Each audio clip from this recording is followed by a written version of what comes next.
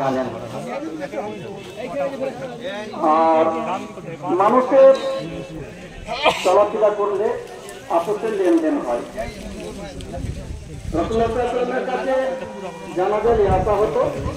রাসূলুল্লাহ সাল্লাল্লাহু আলাইহি ওয়াসাল্লাম জিজ্ঞাসা করতেন যে উনার কি কোনো করজ আছে? বলা হতো করজ আছে।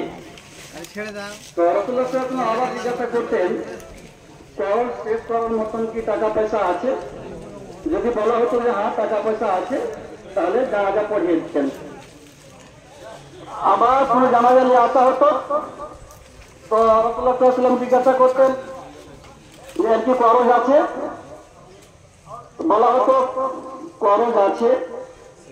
তো রাসূলুল্লাহ সাল্লাল্লাহু আলাইহি ওয়াসাল্লাম জিজ্ঞাসা করতেন যে করজ শোধ করার জন্য কি কিছু আছে?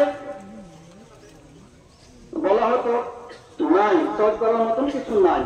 রাসূলুল্লাহ সাল্লাল্লাহু আলাইহি ওয়াসাল্লাম বলতেন সাল্লু আলা সাহিবিকুম, তোমরা তোমার সাথীর জানাজা পড়িয়ে দাও। তো এরকম একটা জানাজা নিয়ে আনা হলো। রাসূলুল্লাহ সাল্লাল্লাহু আলাইহি ওয়াসাল্লাম জিজ্ঞাসা করলেন যে এনার কি কোনো করজ আছে? তো বলা হলো 3 দিনার আছে। রাসূলুল্লাহ সাল্লাল্লাহু আলাইহি ওয়াসাল্লাম বলছেন যে তোমার সাথে জানাজা তোমরা পড়িয়ে দাও, আমি পড়াবো না। তো একজন সাহাবী আবু কাতাদা উনি বললেন যে ওই 3 দিনার যেটা করজ আছে সেটা আমি শোধ করে দেবো।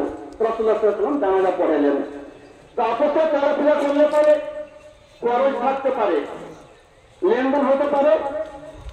তো যদি মওলানার কাছে কেউ আপনারা পান, অনেকদিন মওলানা আমাদের মধ্যে থাকলেন, কেউ যদি পান তো বলবেন ওয়ারেসিন আছেন, ওয়ারেসিন আপনাদেরকে শোধ করে দিবেন। এবার মওলানা যদি পান তো মওলানার ওয়ারেসিনরা আমাকে বললেন ইনারা নিজের তরফ থেকে মাফ করে দিলেন, ইনারা দিবেন না। আপনারা যদি পান তো বলতে পারেন, এখনো পরেও বলতে পারেন, ওয়ারেসিন আপনাদেরকে শোধ করে দিবেন। আর একটা কথা যে জানাজা পড়ার পর হুড়াহুড়ি করবেন না, দফন করার জন্য হুড়াহুড়ি করবেন না, হলে সুস্থে যাবেন, লাইনের সঙ্গে যাবেন আর দফন করবেন। আপনারা সকলে জানেন মওলানা সাহেবের একজন যোগ্য ছেলে ডক্টর ফারুক আব্দুল্লাহ নারায়ণপুরী নামে পরিচিত, আপনারা জানেন। উনি এখন উনার জানাজা পড়াবেন, আপনারা সব জানাজা পড়ার জন্য প্রস্তুতি নেন।